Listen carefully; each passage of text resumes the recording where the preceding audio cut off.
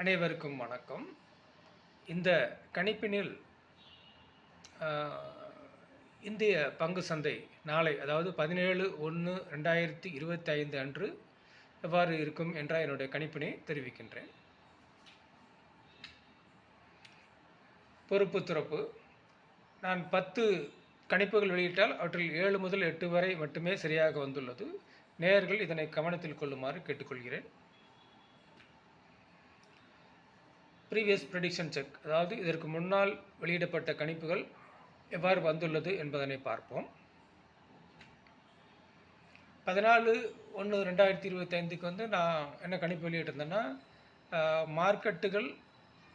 Market வந்து ஏறும், அப்புறம் மத்தியானத்துக்கு அப்புறம் அது கீழே இறங்கும் அப்படிங்கிறது 14ஆம் தேதி என்னோடய கணிப்பு. 15/16க்கு வந்து ஒரு ஷார்ட் கவரிங் ரேலி வந்து மார்க்கெட்டில் வரும், அதனால் நிஃப்டி வந்து 200 பாயிண்ட் ஏறுங்கிறது என்னோடய கணிப்பு. 14, 15, 16 இந்த 3 தேதி வெளியிட்டிருந்தேன். அது எவ்வாறு வந்திருக்கிறது என்று பார்ப்போம்.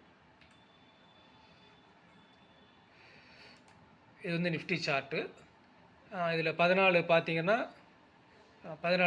ஏறி இருக்குது.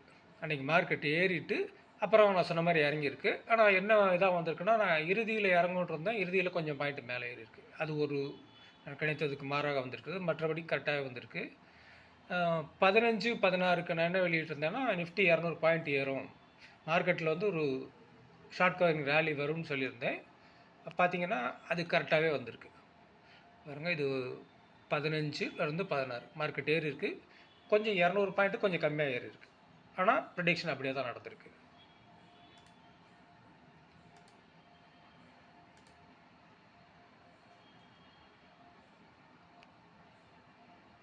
இப்போது அடுத்த கணிப்புக்கு வருவோம். இது வந்து என்னுடைய கணிப்பு 17/1/2025க்கு. நாளைக்கு வந்து க்ரீனில் தொடங்கும், அதாவது மார்க்கெட்டுகள் வந்து ஏற்றத்துடன் தொடங்கும் அப்படிங்கிறது என்னோடய கணிப்பு.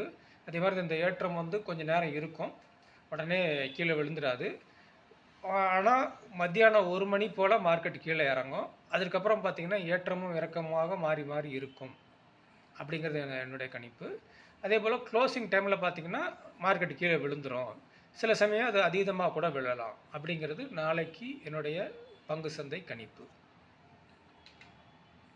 நன்றி, வணக்கம்.